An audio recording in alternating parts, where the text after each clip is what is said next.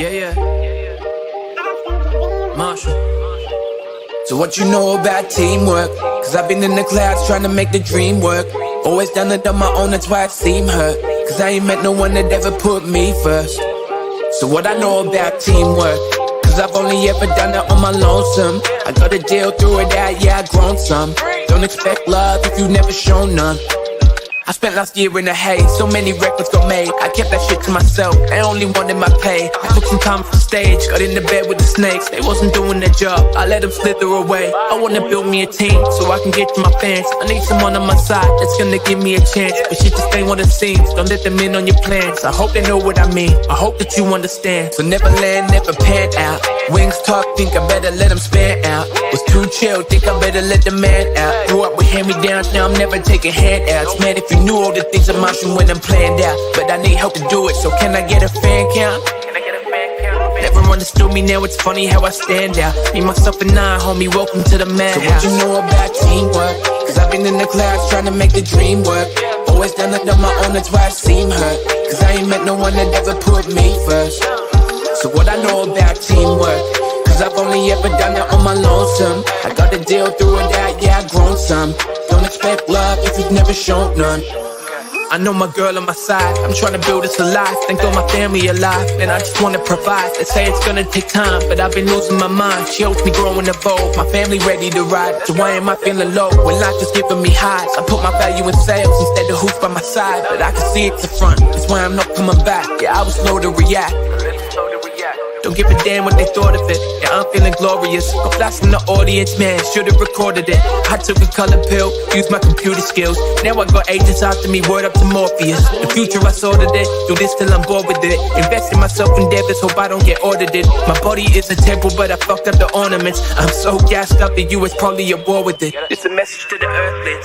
Join the team round here, we put the work in. It ain't teamwork if only one of us is working. Only thing I'm signing is when fans bring the merchants. I ain't got a thing yet that I wasn't deserving. And I ain't famous yet, but that bitch be flirting. I'll make it rain, start a wave and go surfing. I'll make it rain, start a wave and go surfing. So what you know about teamwork? And what I know about teamwork?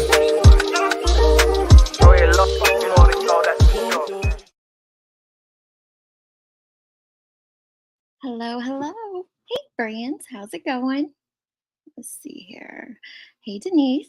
Nicole B. Hey, love. How are you? Queen Bella's in the house. Patrish. Tazzy. Hey, beautiful. Hey, Lurker. Army Vet. How are you doing? Kelsey. BM. Okie Crime News. How you doing, love? Hey, Cape. Creative Witch. Ooh. Laced in Chains. How are you? Upers Gal. 808 Rooting Prospects. Hola. Hey, lean on me, Laura P. Yes, hit that like. Runs with Scissors. How are you? Hey, Always Street. I always have like a delay. I click it and then it doesn't pop up. Mama, 4 boys. Ooh, 4 boys. Bless your heart. We send you all the prayers, love. All the prayers. Hey, XX, Desiree, Dina, and Brittany. Be still, how are you? Hey, Hakab, how's it going? Hey, Ellie. How you doing, girl? Lady Tara. You guys are showing out today. Hey, Kathy. Have you guys heard about Amber Spradlin? Has anyone heard her name before?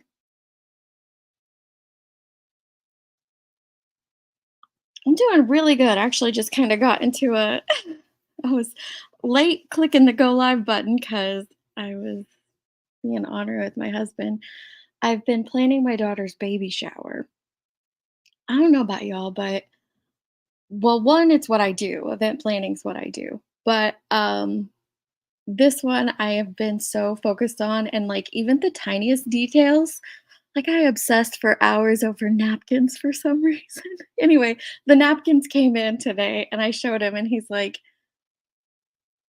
yeah, they're napkins with waves on them or with embossed waves. And I was like, aren't these just so cute? And he's like, yeah, I'm sure the ladies are going to be standing around for days talking about how awesome the napkins were at the. I said, you don't know that they might be. He's just a guy. He doesn't get it. But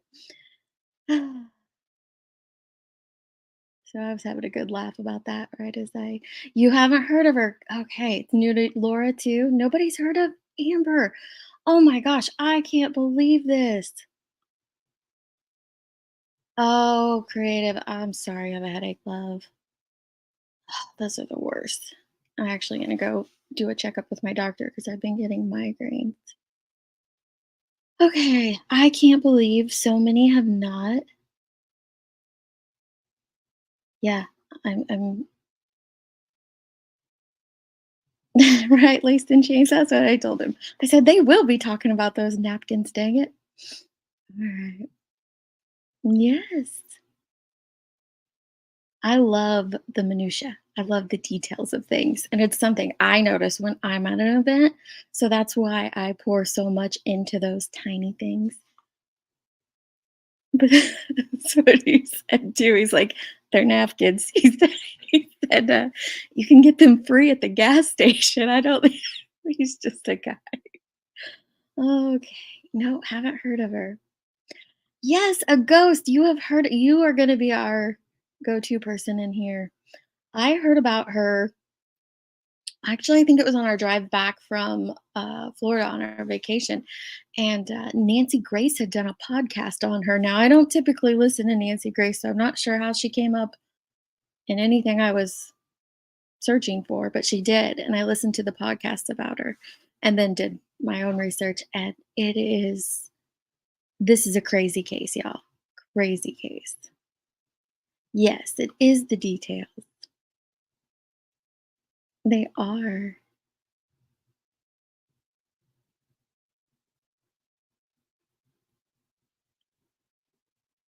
Aw, yeah, I know, you said you made those.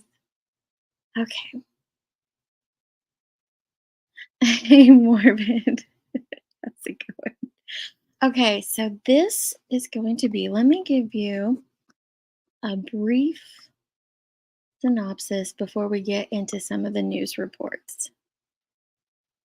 So this is Amber Spradlin. On Saturday, June 17th, she was working her shift at the Brick House. Now, the Brick House is a local restaurant in Prestonsburg, Kentucky. It's also owned by a prominent dentist in the area, Dr. Mike McKinney.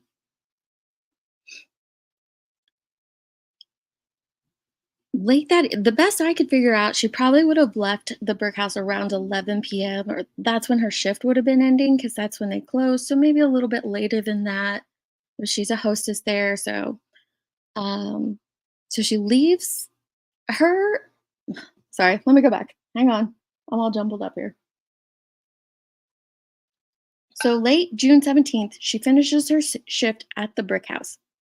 Now, the owner, Dr. McKinney, he's there, as well as Roy Kidd, a friend. Now, they've all been friends with Amber for several years, and they're all hanging out together. They decide to go from the Brick House to a local bar, Seasons Inn Bar and Grill. So they all head to the bar and grill. Now, there's no timeline given by law enforcement, so that's why this all says like early in the morning because we don't know the exact times. We just know they left from the Brick House and they went to this local bar and grill. It was about 15 minutes away. They hang out there for an undisclosed amount of time, and the trio decides to head to Dr. McKinney's house afterwards. And it's like 4 minute drive. It's a 4 minute drive. This is in Kentucky. Good question. This is in Kentucky. So it's a 4 minute drive away from the Seasons Bar and Grill to Dr. McKinney's house. So you have the three of them, Amber, Roy Kidd, and Dr. McKinney. Well, Dr. McKinney's son is also at the house, as well as two other people. I don't know who those two other people are. It's just been mentioned repeatedly that there are two other individuals at the house, but I could not find their names listed anywhere. Sometime after they go from Seasons to Dr. McKinney's home and they're there, Two calls are made to 911. Nothing has been disclosed about what are in these calls specifically, just that two calls are placed to 911 about Amber, or about a woman being murdered. They didn't know it was Amber at the time. But police didn't come for several hours afterwards. Like, several hours afterwards. And by then, she was deceased. Now, I'm kind of using some vague terms here because once we get into the details of this, you'll understand why I'm being like a little. But anyway, as of today, there are no named suspects. There have been no arrests made. And the DNA is at the state lab for testing. Have you? Okay, let's see. It's in Eastern Kentucky.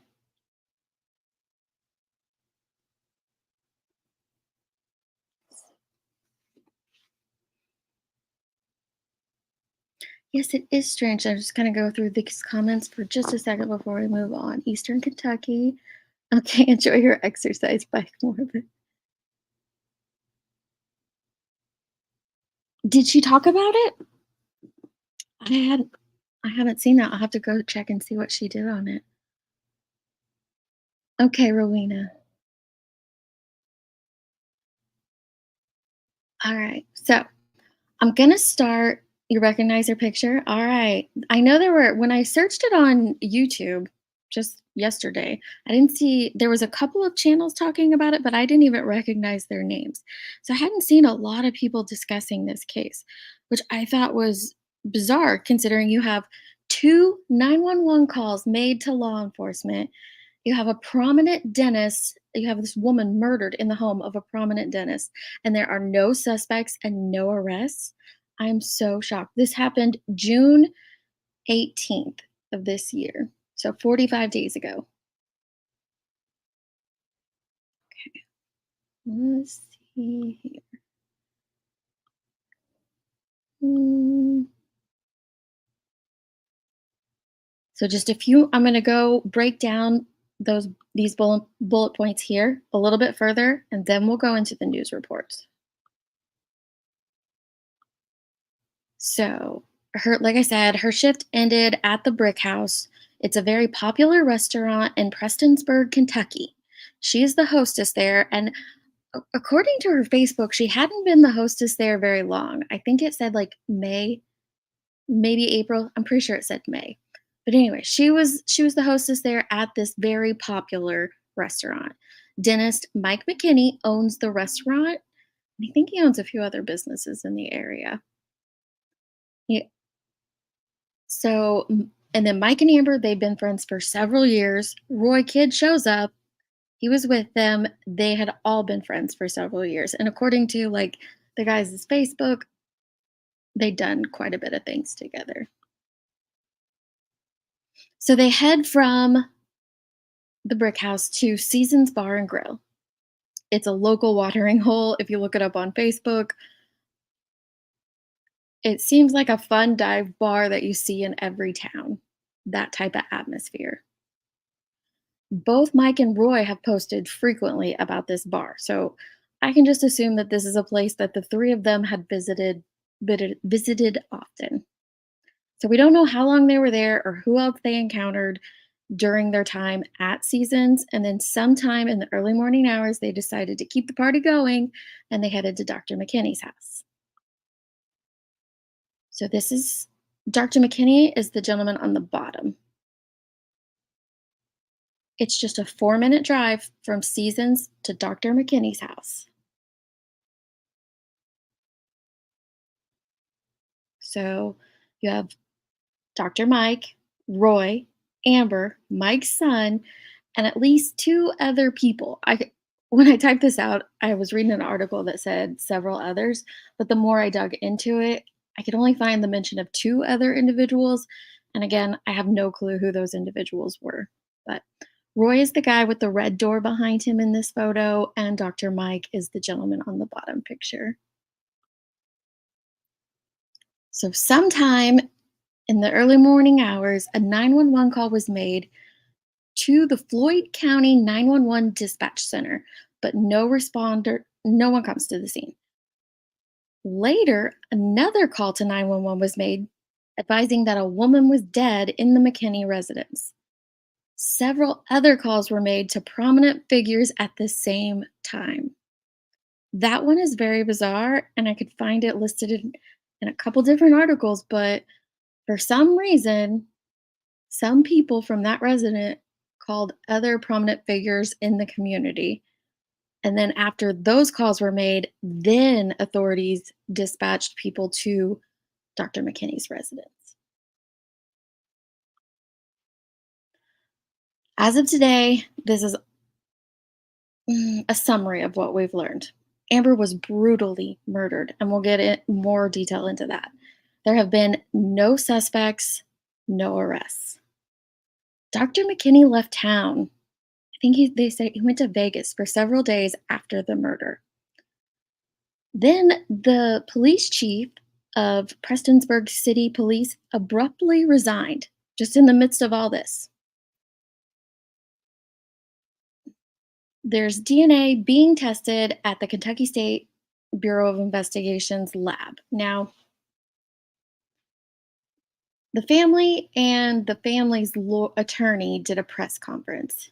And one of the things that they said at the beginning of it was that nothing is going to come out for several months. There will not be any arrests or any suspects named because Kentucky State is taking so long processing the DNA because the scene was that horrific that they have to go through so many different swabs to figure out who all was there.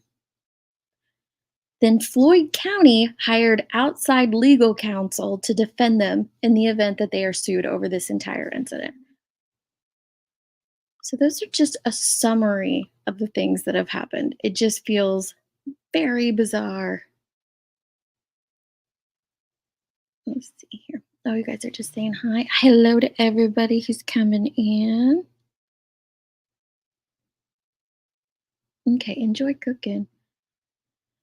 Well, Molly's Michelle, it seems like something's up with this dentist, right? This murder happened in his home. In his home. Cause of death was stab wounds. She had 11 stab wounds to her head, throat, I don't remember upper chest, but they'll get into it here. Okay. So, where I'm going to start you guys out with is the very first news article report I could find on this. And I want you to pay attention to what they say here because they don't label this a murder right away.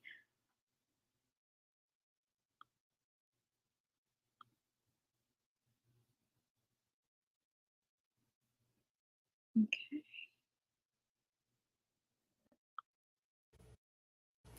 Good afternoon. I'm Steve Hensley. First at 4, a developing story we are following this afternoon. State police say a woman whose body was found in a Floyd County home suffered life-threatening injuries just before her death. KSP investigators say they were called to a home in the Arkansas Creek area just outside Martin. State police say their initial Suffered life-threatening injuries just before her death. What? When you hear from her cousin's mouth how she died, that statement right there will become very like, what? What? investigation found 39-year-old Amber Spradlin of Prestonsburg had suffered life-threatening injuries. KSP says she was pronounced dead at the scene by the Floyd County Coroner's Office. Investigators do suspect foul play in this case. There's no word on any suspects at this time, and no further information has been released yet by state police. We do have a reporter working on this story and hope to have more later tonight. Lieutenant. I just find so this is the very first article. It came out the day after she was discovered. I find the words that he uses there extremely bizarre. Yeah, they all life-threatening injuries often happen before a death, right? Yes, she knew all of them. I don't know if she knew the son and the other people at the house, but she knew the doctor and she knew um, Roy very well for several years. So people getting accidentally right. The way that this crime scene is described, there would be no speculation whatsoever that she was murdered. She didn't do this to herself. So I don't understand why that's what law enforcement and, the local media lead with right away. So bizarre. That's what it sounds like to me too. I don't know.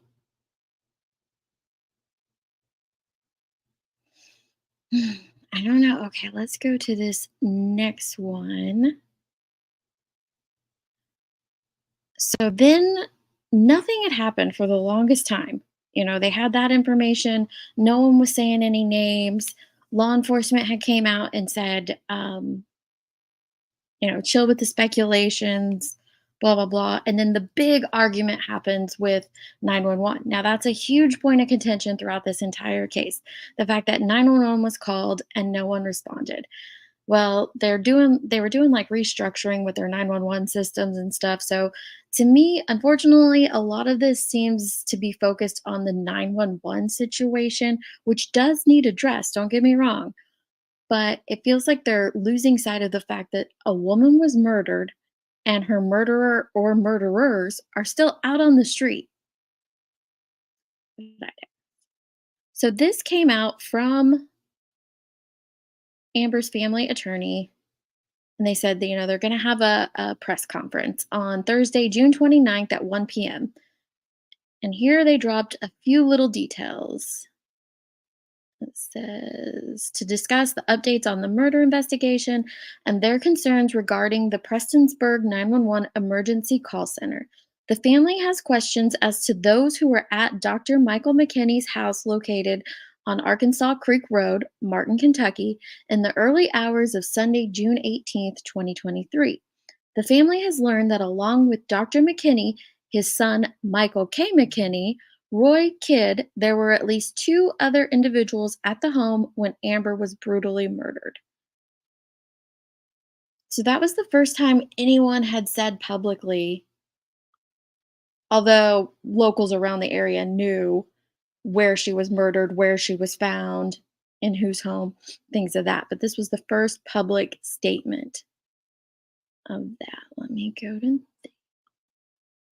Now, this is a 40-minute press conference. I will drop you guys the link. I'm not going to play all 40 minutes of this press conference, but I want you to hear how her cousin describes this murder. Warning, it's very graphic. Very graphic. Now? Okay, got it. Bear with me because this is really difficult. So when I tell you Amber was my cousin, that really doesn't speak justice to the relationship that we had. And if anybody knows me or knows her, when you saw one of us, you saw us both together. I tried to make Amber include her in and make her a part of everything that I could. I'd known her since she came into the world, and we've spent most every birthday together. We spent every Christmas together, every Thanksgiving together, every Easter together. We'd had many Sunday dinners together. We did vacations together. She lived 2 doors down from me for the last 17 years. So I would see her almost on a daily basis. We would have dinners and talk. So I really miss her so much. We had plans. We were going to go to the beach this October for our birthdays because we were both October birthdays. And then next year she was going to be 40 and we were going to take a cruise for her 40th birthday. But unfortunately, that's a milestone she's never going to reach. Amber, her mother was murdered in 1989 and that was unsolved. Her sister got killed in 1996 in a car wreck. Her grandparents raised her. She took care of them until their death. And she was just getting ready to get out on her own and do things. She'd moved into a home and she'd gotten her job at the brick house. Amber had a lot of health problems, and there's no doubt in my mind she could have been gotten her disability, but she didn't want to do that. She wanted to be like everybody else. She wanted to work. friends, family, community. That meant everything to Amber. She was always looking for ways to help people and assist people, and she just wanted to be wanted and needed, and she wanted to fit in. In her earlier life, kids were cruel and mean, and she kind of got bullied. But as she got older, she started finding her niche in the world and was doing really good. She she just wanted to get to fit in. She got her job at the brick house, and she was just so thrilled with that job. And I'm sure that the night when she got off work, she was with her friend that she had known for many years, Roy Kidd. And I'm sure she felt very safe with him. And they progressed from there to Seasons Inn. And Dr. Mike McKinney was also in the area too. And I'm sure that she felt safe with him too, because he was her boss and he's a dentist. So from the Seasons Inn, the party progressed on up to his home. Then I just don't know what in the world would have gone so wrong to result in what happened. But there was a 911 call and no one went. I can't sleep anymore because my nights are filled with visions of what happened to her. I don't know the terror that she had, the fear that she had. Screaming, I can just imagine her screaming and trying to fight back. She was 4'11". She had no defense. These monsters who did this to her. She was stabbed not once, not twice, not 3 times. She was stabbed at least 11 times in her head, her neck, and her throat. These monsters slit her throat all the way around. They took a knife and they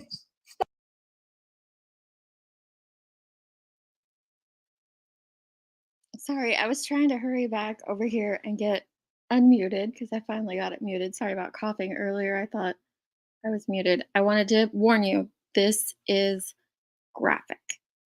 I didn't get it quite muted in time. But yes, this is very graphic. Yes, she did work at one of the only restaurant bars in Prestonsburg. We went over the brick house in the beginning, showed the pictures of that and whatnot. And Dr. McKinney did own the brick house, correct. All right, go back a couple of seconds.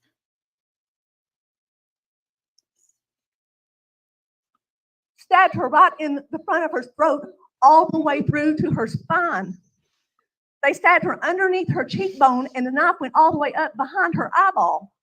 They stabbed her in the side of the head and broke the knife tip off in her head.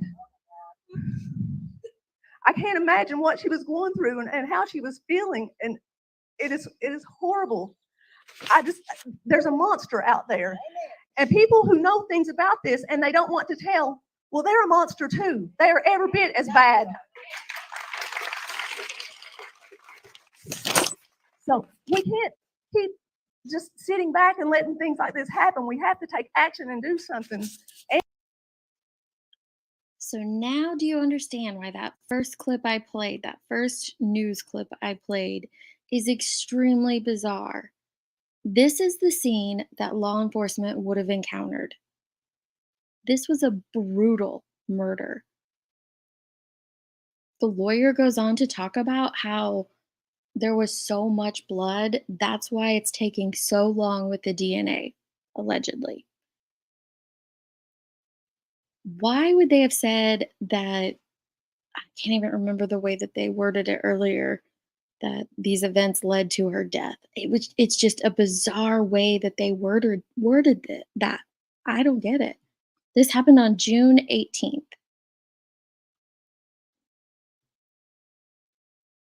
Yes, the dentist owned the place that she worked, as well as where, they ended up in his home. Yes.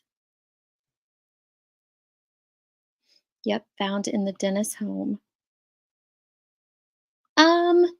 Yeah, I would classify it as a small community. It's not tiny, but right. Okay, so here, TPAC has it. The community, Prestonsburg has roughly 4,000 people. Floyd County altogether might have 55. So yeah, pretty small.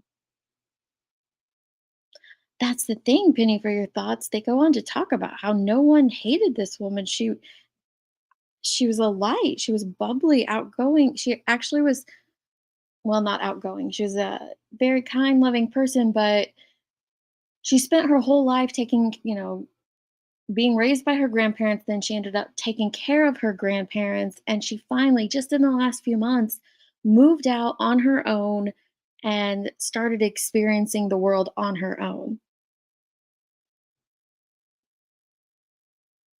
You went to the protest, Be the Bean? Wow. So you know all about it. I would love to hear your insight into this one. He said the way he words it later is he says that I believe they have a suspect, as in, you would think they would have one at this point. We don't know who called 911. Yeah, there it is. Suffered life-threatening, my stinking StreamYard. Suffered life-threatening injuries before she died. Yeah, wasn't very professional at all.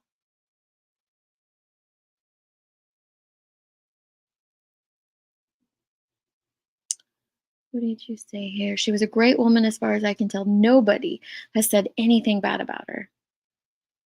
This case is way deeper. Ooh.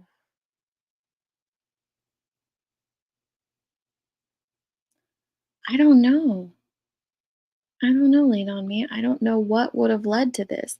It sounded like several friends hanging out, enjoying the evening, going from, work to the bar. And then I don't know if they shut the bar down and then decided, let's, take this party back to Mike's house. I don't understand how they got from where they did to this murder, but it's so bizarre to me that they called 911, then they called prominent people, and then finally law enforcement arrived. And here we are 45 days later, and there hasn't been a single suspect named. I don't know if anything was involved. Okay, let's see. Let me play a little bit more of her cousin here. Amber's not here anymore, so somebody has to take up for her and help her. No one deserves this kind of thing, but I can tell you what, she would be the very last person in the world that would deserve anything at all like this. She had a heart of gold, and they have stolen a lot from our family, and our lives will never be the same again. I just pray that we do get justice for her. Thank you all.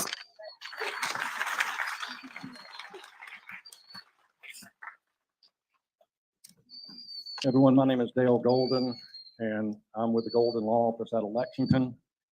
I represent Amber and her family members regarding the horrific events of the evening of June 18 and into the morning hours of June 19 that culminated in the brutal murder of. He has those dates wrong. It's June 17th into June 18th, but they're mainly the rest of the press conference. Again, I'll drop the link one more time. But it's mainly just about the 911 situation. There's a couple questions asked at the end, but the bulk of this press conference is about 911 stuff.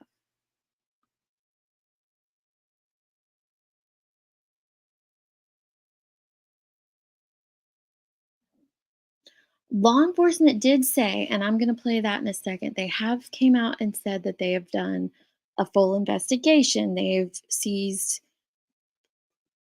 cell phones, data, computers, things like that. They've also done interviews. They've served multiple search warrants on multiple homes and a couple other things. So yeah, they're doing a thorough investigation. It sounds like it's just bizarre that no suspect has been named. Yeah, the 911 part of it is a whole mess.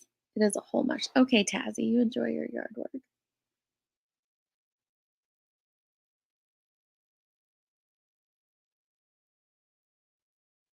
Um, I didn't see what I see you got that.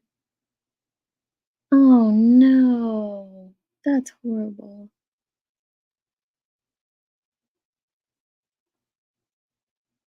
Oh, you golfed with Debbie. I'm so sorry, Be the Bean. This is just this. When I heard Nancy Grace talking about it, it was sad. I had to dig in. And I spent several days because there's so much. That's why I'm not focusing on the 911 aspect. A lot of people are, and that's fine if you choose to do so. That whole portion is very messy, political, things of that nature. But we'll touch on it briefly. But I'm just really, really curious why she doesn't have justice yet. Yeah, that could be it too, being that they're just taking their time, crossing their T's and dotting their I's, but in the meantime, this whole community has a killer on the loose.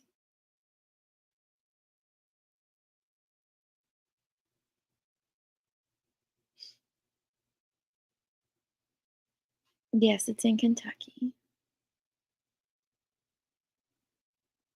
And this one seemed to have quite a bit of money, Stifler's mom. Quite a bit. Several residents, a couple different businesses. I'm not saying he's involved because I don't know that, but I mean, she was murdered in his house. So crazy. Let's go to this article real quick and listen to this interview.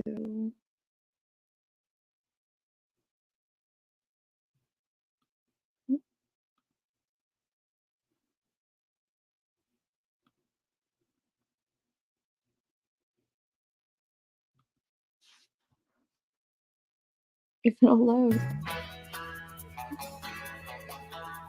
All right, we don't want to hear the lady dancing in the commercial.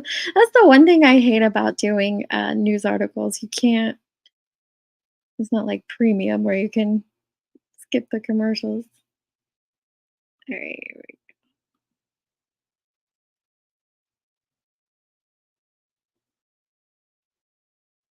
go. Maybe. We have a storm coming in. A small town murder in far eastern Kentucky is getting a lot of attention from across the state. You guys have been asking me to look into the Amber Spradlin case, and today I'm ready to share what I've learned. According to state police, the 39-year-old was found dead in a home on Arkansas Creek earlier this month. That's about 4.5 hours from Louisville in Floyd County, Kentucky. Kentucky State Police troopers confirmed she had life-threatening injuries, and they do suspect foul play, meaning they're working it as a homicide investigation.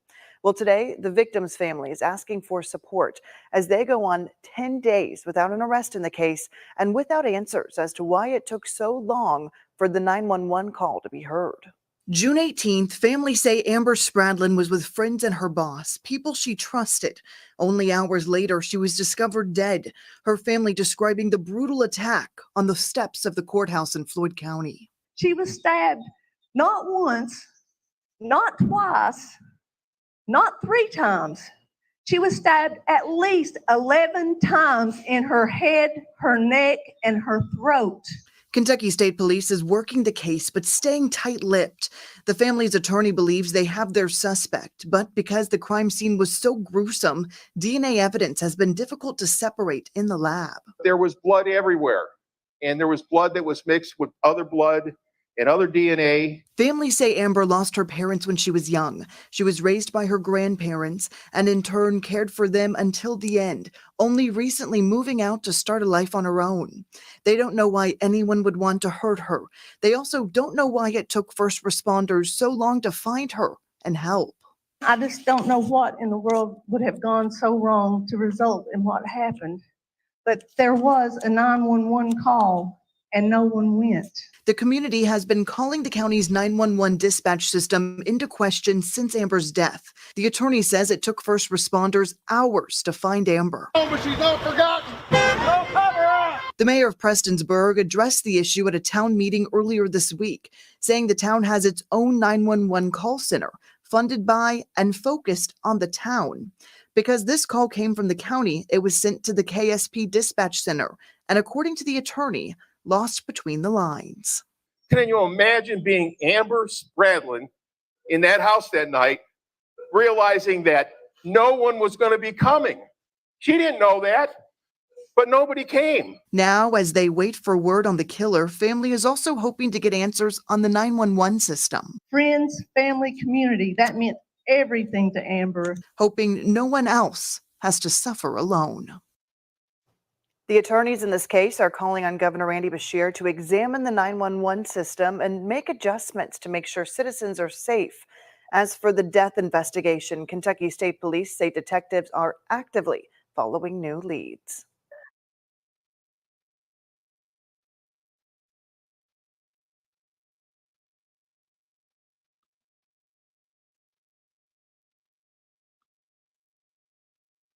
Yeah, this is a really, she says more care is given to move a call center for a business with no-go plans and fail over plans than what happened. They pretty much picked up equipment and just plugged it back in at a new location. I am so curious as to the way that she described Amber's murder, though. I don't know if she could have been saved, but the fact that it took them hours to get there, we'll never know, right? We'll never know. Would she have been, would she have made it through her injuries? Just the fact that it took them so long to get there because no one passed it on. Yeah, it's unacceptable, Queen Bella. It completely is. They said new leads are coming in and they follow up on every tip. Here, let me play this one real quick. This one talks about how the state police, well, they're kind of defending the call center situation. So let's hear what they have to say about it. Imagine being Amber Spradlin in that house that night. Concerns about a murder. realizing Unequivocally, I would tell you that Amber Spradlin did not call 911. Creating a conversation that officials say is dragging dispatchers through the mud. Our personnel was being attacked, as was the 911 system we have, the training we have. Prestonsburg Mayor Les Stapleton said the murder of Amber Spradlin was a tragedy. But in the search for justice, he fears the community outcry is creating a narrative about the wrong thing. The dispatch has not been a delay. We get the information that's put out there. There has been a delay in law enforcement because of limited personnel. Stapleton said every call to 911 is answered at the 911 center. But how it is handled from there by the agencies contacted is the real issue. It's not just a problem here in Floyd County, it's a nationwide problem. Saying the local law enforcement agencies are all experiencing the same shortage, but the city police. So to me, and I'll play the rest of it, but to me, it sounds like they're trying to pass the buck of whose fault it was.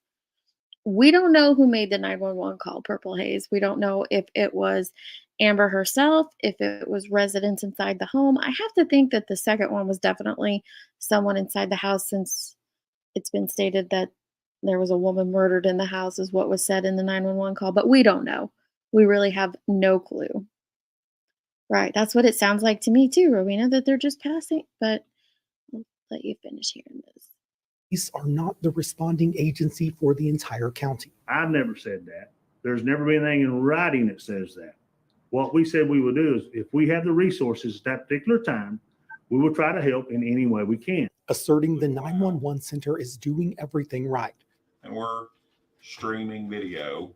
Saying the attorneys for Spradlin's family have spread misinformation about their qualifications and the quality of the center. So I want people to understand, one, our personnel, I'm backing them 100%. They did nothing wrong. Two is our technology, our expertise, dedication, and professionalism is second to none. He said the issue of how the streets are being policed comes down to figuring out what to do after the call is answered. But egos have been put aside. There is stuff in the works to try to increase our personnel and increase the resources. And the departments are working together to plan what will be best. In Floyd County, Buddy Forbes, WYMT.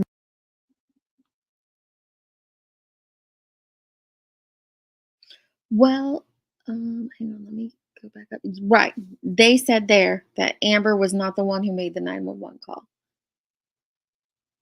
but we don't know who it was. So no one is at the 911 center through the night. Well, no, that's not the issue. They take the calls and then they send them on to local dispatches. But I don't know if it's Floyd County, maybe Be the Bean knows. One of the agencies, where the agency where the call should have been placed to did not dispatch any law enforcement. Maybe she's in here and she can tell us.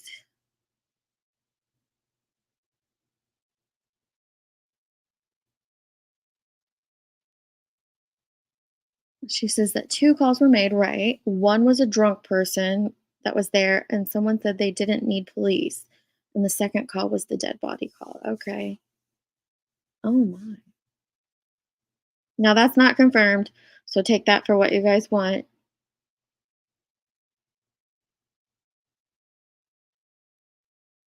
I am grateful for them. There Someone just dropped the ball here on these calls. Now, if the first one was like Be the Bean said, where it was there's a drunk person was there and that they didn't need police, that's nobody's fault. But the second call was about a dead body, and it still took them hours after that before law enforcement showed up.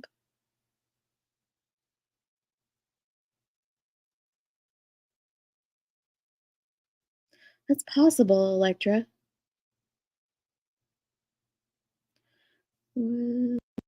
I don't blame Prestonsburg 911 agents. I'm trying to. It's my stinking computer. As they were working a huge wreck on US 23 and city resources could not respond. State Police Post 9 had resources throughout county to respond until the move. Have a great day, Sassafras. So there are policies in place for 911 dispatchers that get calls from outside their jurisdiction. It usually doesn't happen because it pings off your phone to the closest 911 call center. Okay. I'll show his picture again in a second, QB. No, she did not call 911. An arrest is coming. They probably know who did it and are lawyered up, so they're getting their ducks in a row. Well, I'm sure they are getting lawyered up, whoever did it, or I hope. Well, I don't care if they are or not, but it's possible. But we haven't heard anything of an arrest yet. Why were state police pulled from the county just because of the 911 call center was moved? Why did Floyd County Sheriff's Office not respond? That's my question. I don't think anybody does. I haven't found it anywhere.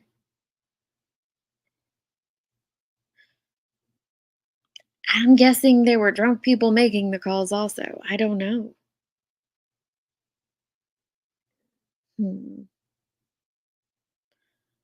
Let's see here. I've got one more thing to share with you. And this is a local article. I thought this was a great way to kind of recap everything. And then I'll share those pictures again. So this article was put out on July 21st. It says there was a tragic and brutal murder in Floyd County on June 18th. No arrests have been made, and while an investigation is underway, the community is divided, especially politically. To the best I can, I will attempt to clarify what happened and dispel any rumors that are surfacing. Please keep in mind that we only have information on the record that we can report. Regardless of what happened or is happening, a killer or killers are still on the loose in Floyd County. And until some authority can say that there has been an arrest, which should come soon, those responsible are freely walking among us. Here's what we know. Amber Spradlin was brutally murdered at the home of Dr. Michael McKinney on Arkansas Creek in Floyd County. Spradlin was stabbed, and the attack was particularly brutal. A 911 call was made in the early hours of June 18th to the Floyd County 911 Dispatch Center, but no responders to the scene. Another call to 911 was made several hours later advising that a woman, apparently Amber Spradlin, was dead in the McKinney home.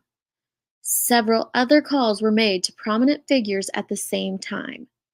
Authorities were then dispatched to the residence of Dr. McKinney where a crime had taken place. So they didn't dispatch until these calls were made to these prominent figures, whoever those individuals are. Dr. McKinney was at the home along with his son, a person named Roy Kidd. Roy Kidd's also a radiologist, from what I uncovered. Not that it matters. I'm just shows you these were very, prominent people in their community, and several others at the time. Dr. McKinney left town for a few days after the murders. The police chief of Prestonsburg City Police abruptly resigned his post. KSP and the lab are testing DNA. KSP is required to and has been following up on every lead regarding this case.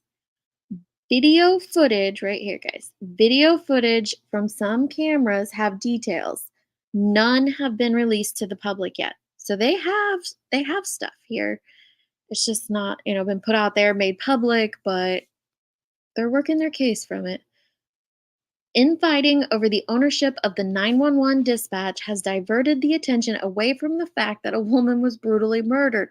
And that's where my frustration lies, because when you look up Amber Spradlin, the bulk of what you're going to find is the arguments about this 911 dispatch stuff, which I'm not saying there shouldn't be a conversation held about the ball being dropped in there, but it just feels like it's taking away from the fact that Amber was brutally murdered and no one has been arrested for it. Floyd County hired outside legal counsel to defend them in the event they are sued over this incident. It's a little suspicious. That's the basis of this murder story. On the surface, it seems clear what happened and who all was involved.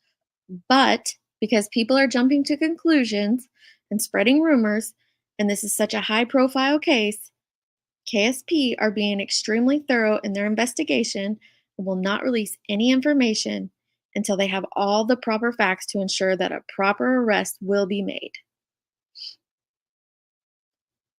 The 911 dispatch was moved to Prestonsburg, and according to Floyd County Judge Executive Robbie Williams, and this is the statement from him, "We made the decision to move the 911 dispatch to from Pikeville to Prestonsburg based on facts, not rumors or political pandering.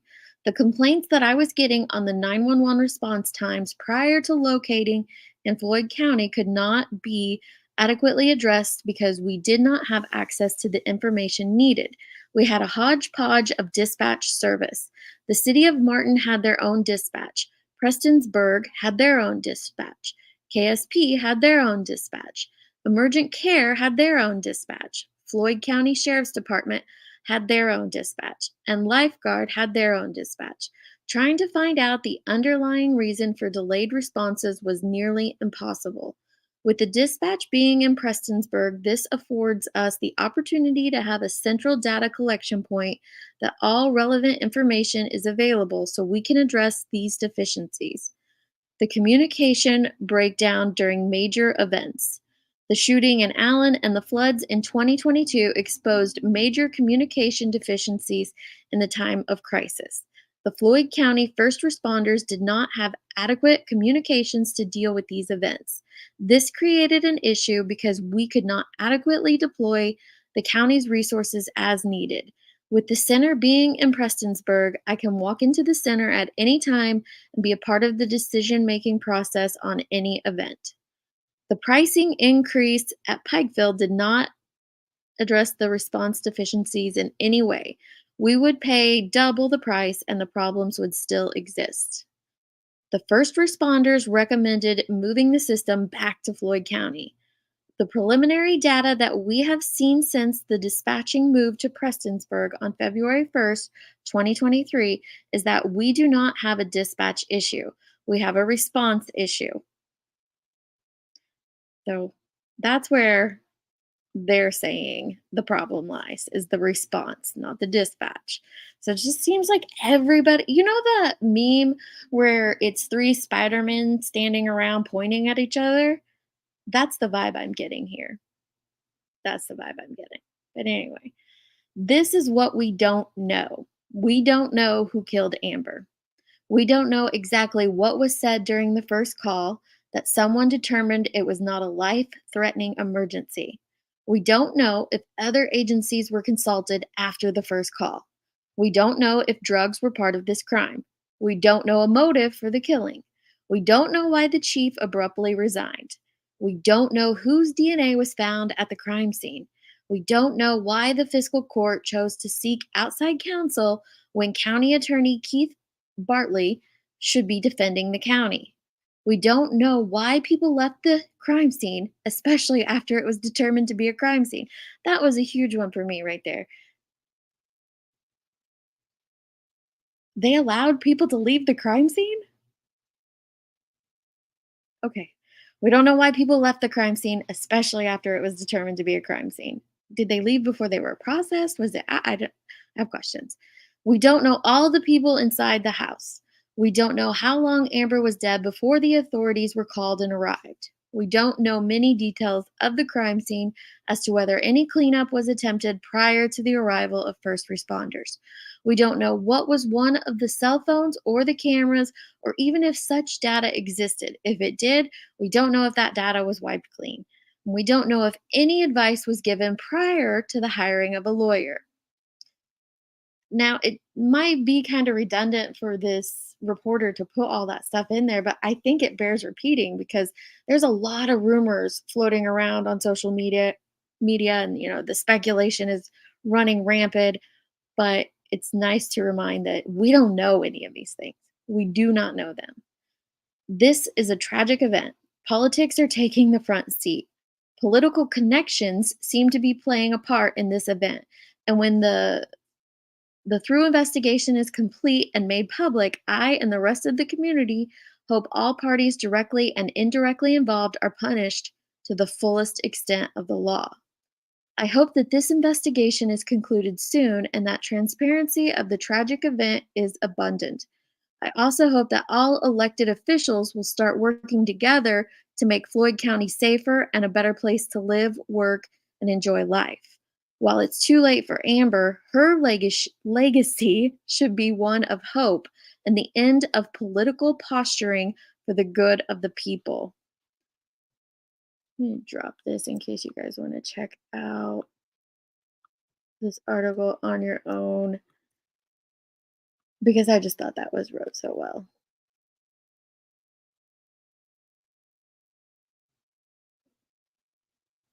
Yes, he did go to Vegas for a few days afterwards. What did T-Pac say? Ugh. And I'm guessing you're around that area. That was the thing that stuck out to me the most, is that you have all this back and forth finger pointing at who did what, and who's wrong, who's right. And this political narrative was very heavy and apparent throughout this whole thing. And a woman was brutally murdered. Are they losing sight of that? Oh, honey. He was let out of jail on a technicality? Ugh.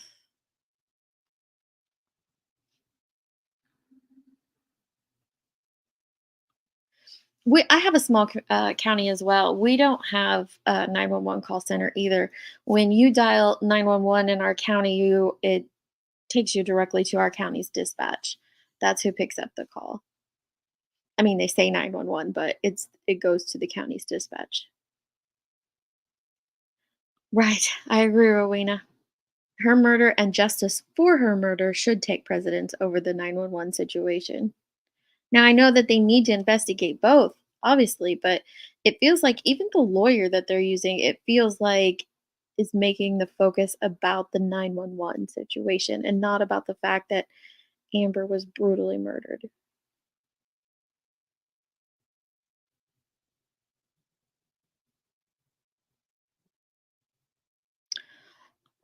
Here, I'll go back over it again on who all was in the house. Let me see. Is it this one? Which someone was asking for their pictures earlier. The guy with the red door behind him is Roy, and the one on the bottom is Dr. McKinney. But it wasn't this one, it was the other one.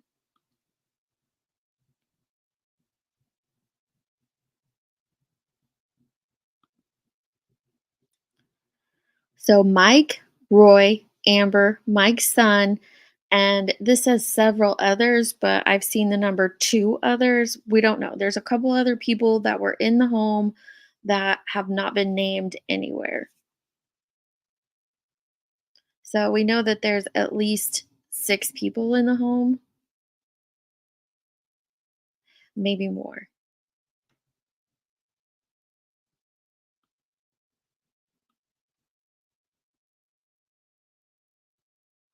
It does sound personal, Heather. I mean, the knife was broken off, like in her face. Like that sounds extremely personal. Right. The 911 and the politics of it all, it can wait. It can wait. And be the bean, I'll look up your video and share that out on my community tab. Okay, your family's in the area. All right. Have a great day, Bright Light. She should have put what we do know. Oh, she did put. I went over that first. I went over what the portion of what we did know first. It's here. It's back at the top. That was the very first part we went through. I'll go through it one more time. Amber Spradlin was brutally murdered at the home of Dr. Michael McKinney at Arkansas Creek in Floyd County. Spradlin was stabbed, and the attack was particularly brutal. A 911 call was made in the early hours of June 18th to the Floyd County 911 dispatch center, but no responders to the scene. Another call to 911 was made several hours later advising that a woman, apparently Amber Spradlin, was dead in the McKinney home. Several other calls were made to prominent figures at the same time. Authorities were then dispatched to the residence of Dr. McKinney, where a crime had taken place. Dr. McKinney was at the home along with his son, a person named Roy Kidd, and several others at that time. Dr. McKinney left town for a few days. The police chief of Prestonsburg City Police abruptly resigned his post. KSP and the lab are testing DNA. KSP is required to and has been following up on every lead regarding this case. Video footage from some cameras have details, none released to the public. Infighting over the ownership of the 911 dispatch has diverted the attention away from the fact that a woman was brutally murdered and no arrests have been made. Floyd County hired outside legal counsel to defend them in the event they are sued over this incident. Those are the things that we do know at this time.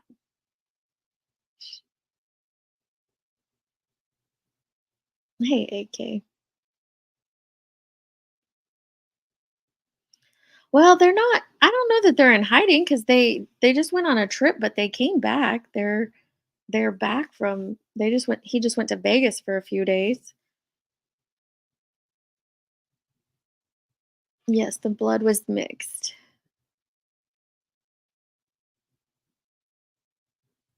That's what I'm wondering too, Rowena. We don't know who the prominent citizens were. The only crime unit to process a murder scene effectively would be the KSP. The county sheriff in Prestonsburg would not have the capability or the budget. Right.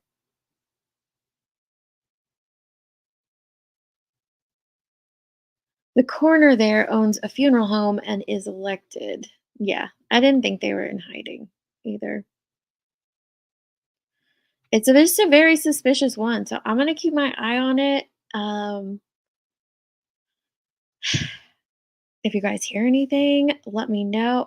A lot of people think that, Amara, that it feels like a cover up. Law enforcement keep coming out and saying this is not a cover up. Even the lawyer, he argued at the end of the press conference, no one's covering up anything. But it does feel like that. But it's a very strange and violent death.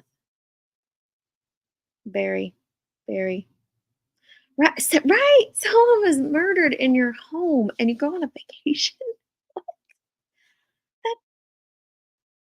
It doesn't I don't know. All we know is that he went to Vegas for a few days. Maybe he had a work conference or maybe he was I don't know what he was doing, but I'm with you. To me, it sounds bizarre. Sounds very, very bizarre that you would leave town after someone was just brutally murdered. 11 times in the head, guys. And you heard her cousin, like, they sorry to be graphic, but they slit her throat, but not just her throat, like all the way around. That is brutal. Brutal.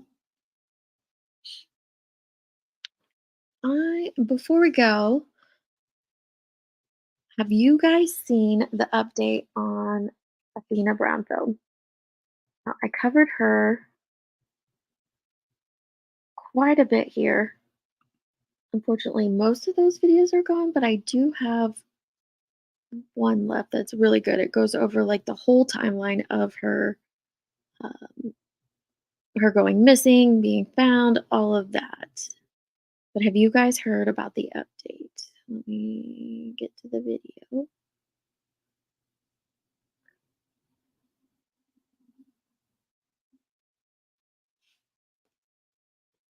it is. 6 months ago. Holy cow, I can't believe it's been so long. I cannot believe it's been 6 months. Yeah, I agree. I think it's a very personal thing. And we know from multiple people, I don't know if Be the Bean said it in here, or Tupac did, but also it's in several articles that Amber was very close to Mike and Roy. So I don't know. Yes, it went through her esophagus into her spinal cord. That's what that cousin said during the press conference as well. It's not a super large property, Mom. Here, I can show you guys real quick before we move on to Athena. Let me pull it up.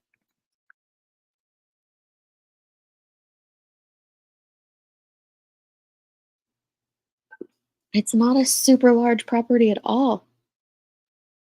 Mm.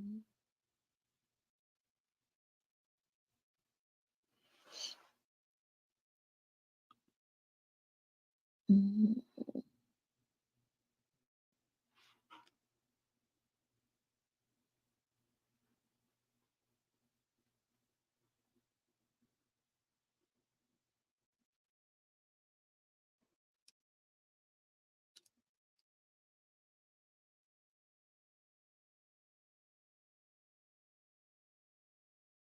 This thing's being a little slow.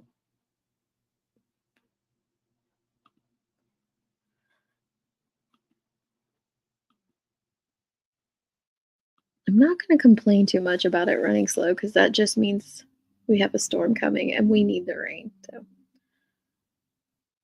So here,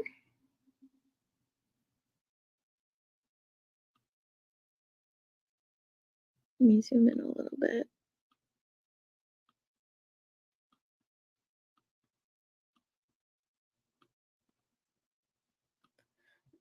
This is the property, this one back here with the weird curvy driveway. It's going around the hill, but I mean, it's a nice sized home, but it's not like it's a huge sprawling estate there.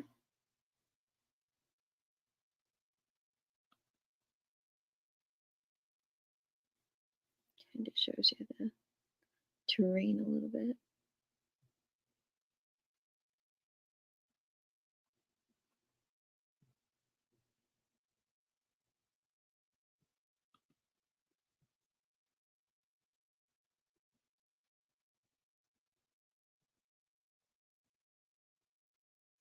Yeah, Laura Lee, someone was mad. There's a lot of rage in that.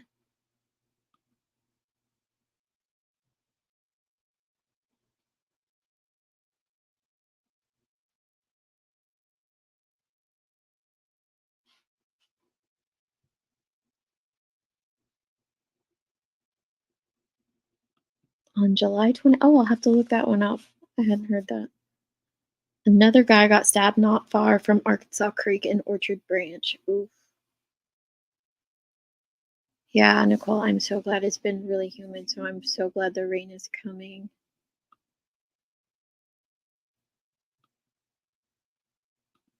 Let's see here. So this is a video I did 6 months ago on Athena Brownfield. Now, You can check it out later, the whole part. I just want to play for you guys the portion right here where they talk about the arrest affidavit, and then I'm going to share the update with you.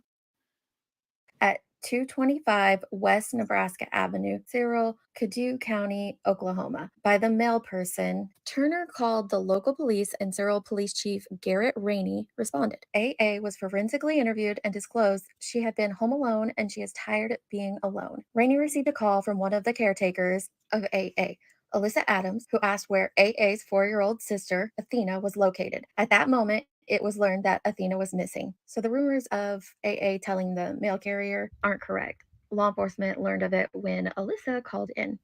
AA reported that she called Alyssa mom and Allie and called Alyssa's husband Ivan Adams dad and Uncle Ivan. Athena and AA's biological mother, Jasmine Brownfield, left AA and Athena in the care of Alyssa and Ivan approximately 1.5 to 2 years earlier. Alyssa and Ivan never took AA and Athena to the doctor for checkups and did not enroll AA into school. Review of phone records for Alyssa and Ivan did not match with what they reported to Flores. So that sentence right there tells me Alyssa and Ivan gave some statements, and it didn't match what they had told law enforcement. On December 26th, 2022, between 4:15 and 5:30, Ivan's phone records show his phone leaving 225 West Nebraska and traveling to near Rush Springs, Oklahoma. Alyssa and Ivan had a previous residence located in the Rush Springs, Oklahoma area. On January 12th, 2023, Flores re-interviewed Alyssa and read her the Miranda warning, to which she waived. Alyssa confessed that on December 25th, 2022, around midnight that night, Ivan beat Athena and held her up by her arms. Now, I know this is just Alyssa's account and we don't know Ivan's at this time, but that's confusing to me. Beat her and then held her up by her arms?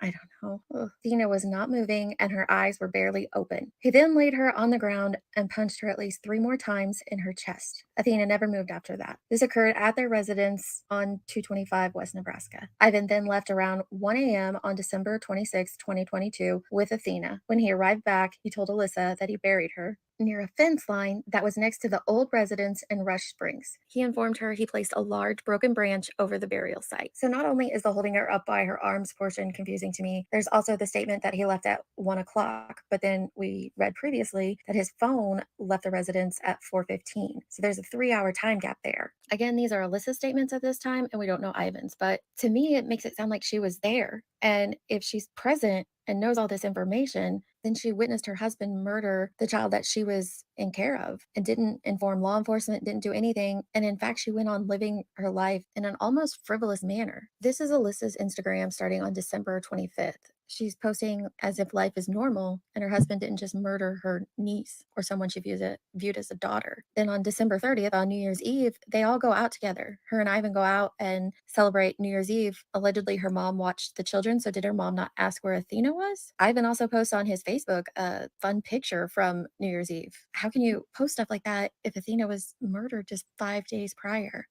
Just 5 days prior. And then on the 6th, she posts pictures with Bladen. So between New Year's Eve and 6 days after that, she's with another man, a new boyfriend. I don't know, guys. There's a lot of speculation on social media right now. People are sharing pictures of the bio kids with bruises on them. I've seen them. You can go look for them yourself. I refuse to post innocent minors who are just bystanders in this right now. But they do have bruises on them.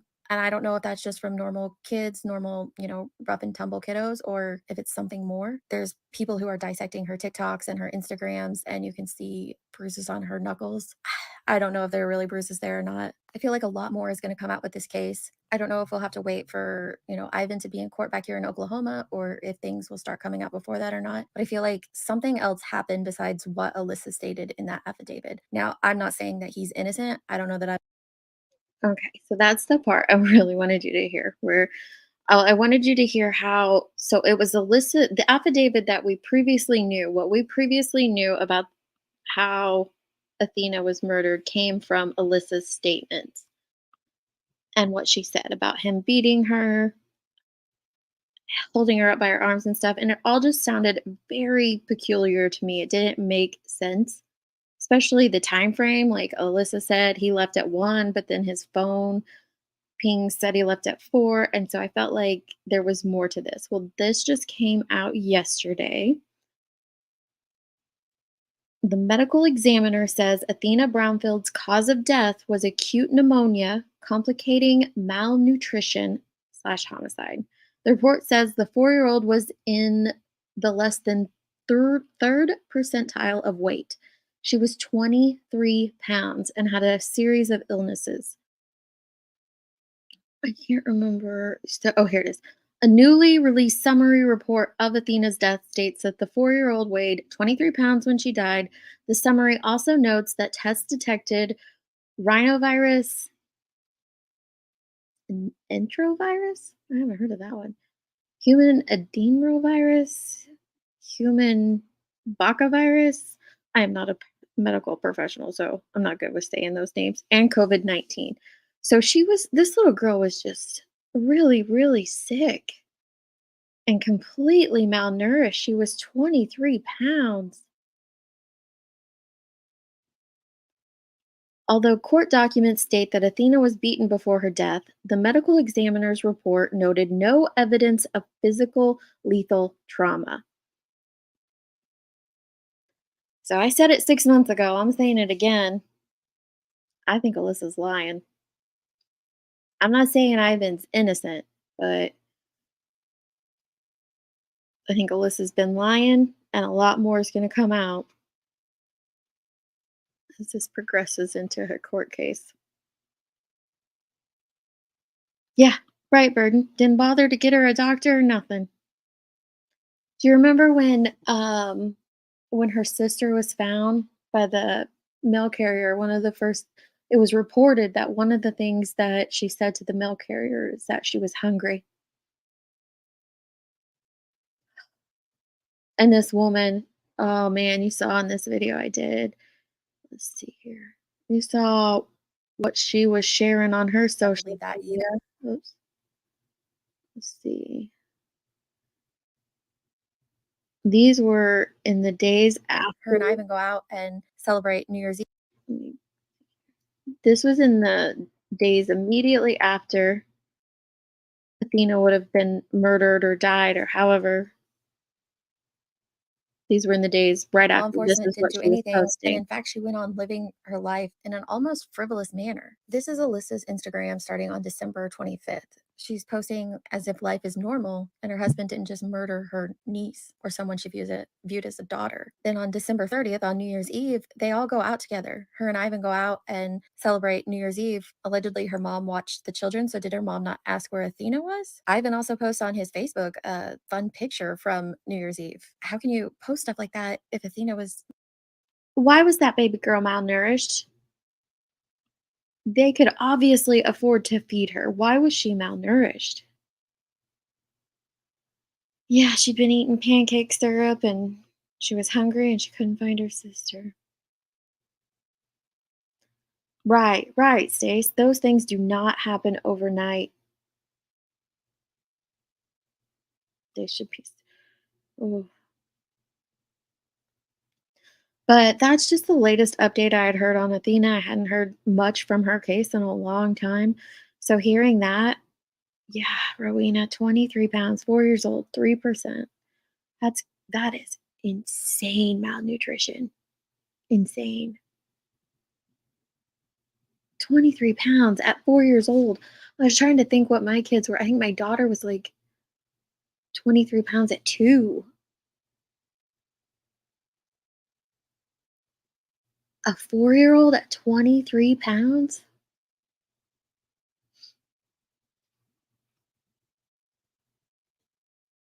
God bless that beautiful baby. I don't know how anyone could do that. Anyone. To any child. Yeah. They would have both known that. That's not something you can miss. And that's not something that you can pass off as, oh, she's a petite 4-year-old. 23 pounds, y'all. Just take that in for a second.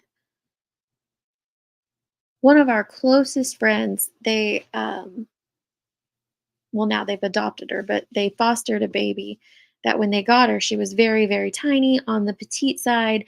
And she stayed on the petite side until she was like 6 or 7. But even at 4, she was more than 20, like she would have been in the 30, 35 pound range. And that would have been considered petite for a 4-year-old. Very evil people. Right, 2-year-olds. Yeah, if it wasn't for that, you're right, Nicole. If it wasn't for that mail carrier, her sister might have passed in the exact same manner. Which I wonder where she died. Like, I don't did she die in their home, and did Alyssa dispose of her and keep it from Ivan? Did Ivan do something about it? Now I'm really curious. Now that this has came out, there's a lot more to this story that's gonna come out in court.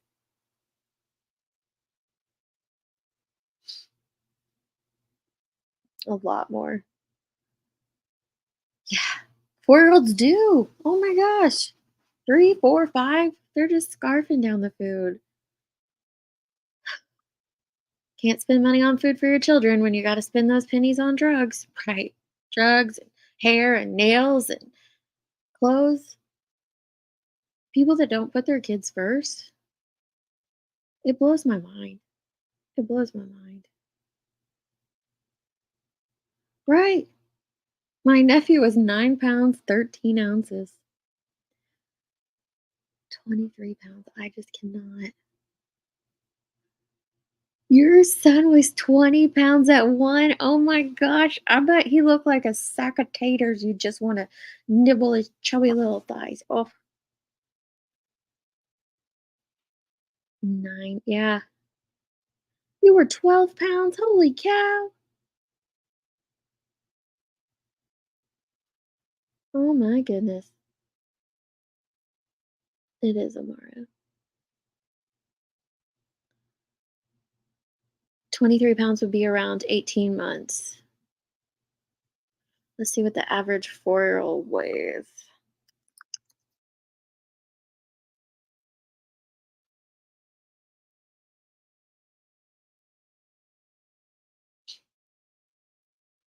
The average 4-year-old is between 37 to 42 pounds. Oh, wait, no, sorry, yeah,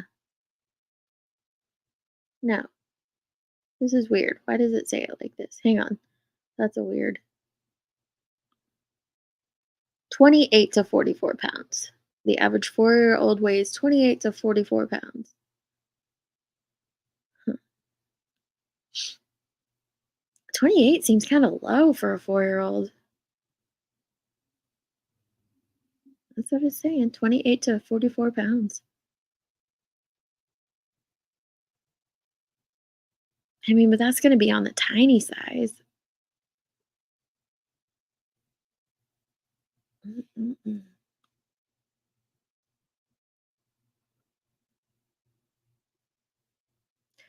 Yeah, that's what I heard, Rowena. He was, when he was arrested in Arizona, he said he was gonna be coming back and setting the record straight, and then we hadn't heard anything, but maybe because he got a lawyer and his lawyer advised him to remain silent. I don't know.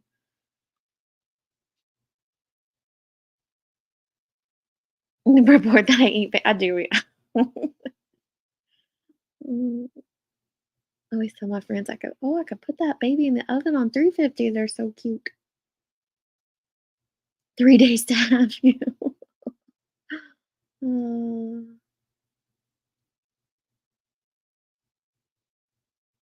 I know you're talking about, Amber's case, but yeah, no one is afraid all this time that there's a brutal killer on the loose.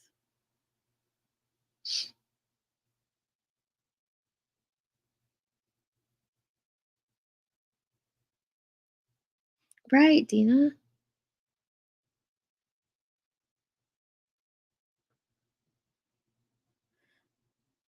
Yeah, then they do start to they start to lose weight. Well, my kiddos did around, like, 6, 7 when they really but they were slim kids anyway. 6, 7 is where they had, like, a big both of them had, like, a huge growth spurt, and then it was pretty calm again until, like, right before puberty, like, 12, 13, and then they shot up again, and those were just the ages that they had huge jumps. Don't say that. Oh my goodness. I can't help it. Babies are cute. So, the last thing I'm going to leave you guys with is homework. Let me find it real quick. I'm sure you were excited and you want homework, right?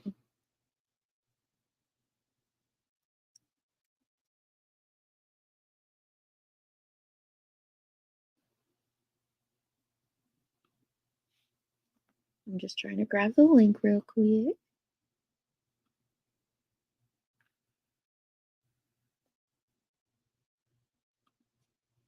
Oh, I'm on the wrong channel. Hang on.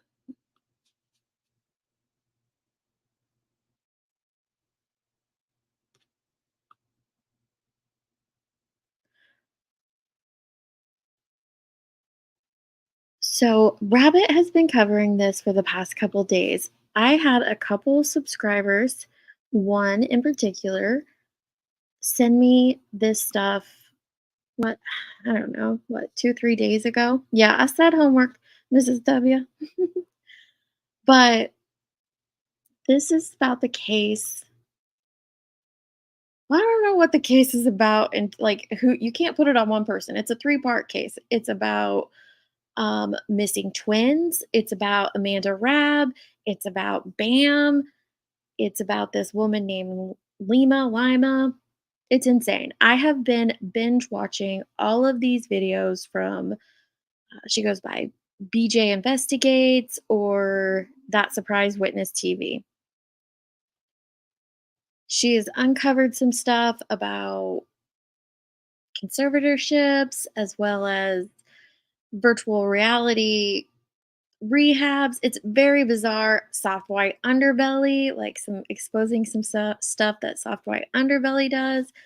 But I'm the type of person that I want to go over things repeatedly before and try to fully understand it before I come out and talk about them. So I've been just pouring through so many of these videos. But Rabbit also has done 2 lives on it. Let me grab her link real quick. And they've been really good. So if you haven't watched her videos yet, I highly suggest them.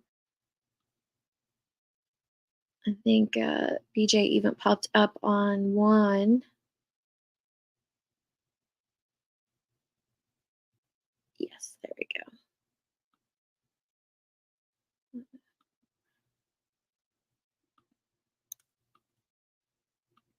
And gave like a little mini interview. So what I'm thinking about doing with this is like maybe in the evenings, in the evening hours, going live and going through this slowly because this is a lot. It's a multifaceted case. It covers so many different things before you even get to what's happening. And so I'm thinking the best way is to just kind of walk through it step by step together and basically study it together to try to figure it out. I know, I will, Amara.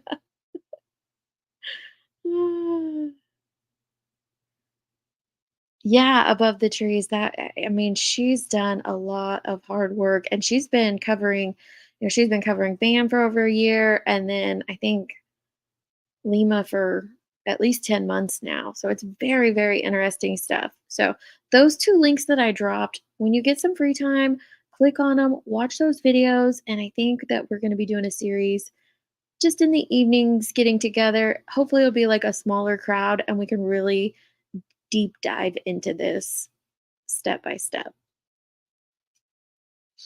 Step by step. Yeah, there's been some stuff on TikTok about it too. It has been crazy. I'm trying to figure out where we should start. I think maybe briefly touching on the BAM stuff and how she went from BAM to Lima. That's how she found out about her, and then that led into all this other stuff. So I think that's probably where we'll start, but I dropped your homework. Check it out. Just know in the next couple days we'll start going over all that. And I know there's a couple other people that have reached out to me who have been pouring over it as well, and so they might hop up on panel and we'll just basically be more of a discussion type research forum, not a informational live. Just watch those videos to kind of catch yourself, the ones I posted above, to kind of catch yourselves up to what we're going to be talking about.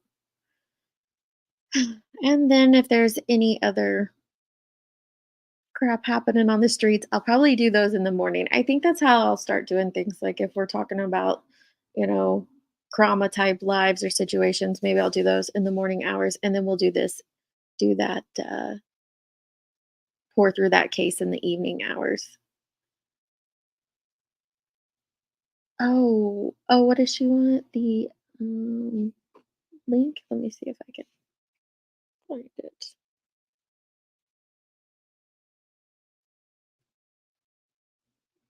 Aw, Amara, that was so sweet of you. You're such a doll. I'm actually on a laptop, so I can finally grab a link for lunch once I figured it out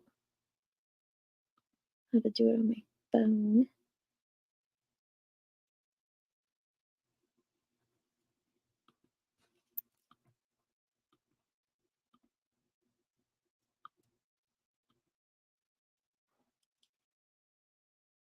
This works.